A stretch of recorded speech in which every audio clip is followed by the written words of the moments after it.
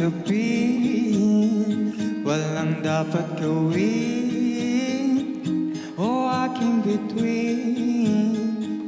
Ikaw ang hiling, huwag mong pigilan, hayaan mong kusa. Umawag ka sa'kin, sundin ang damdamin, o sumama ka sa'kin at tayo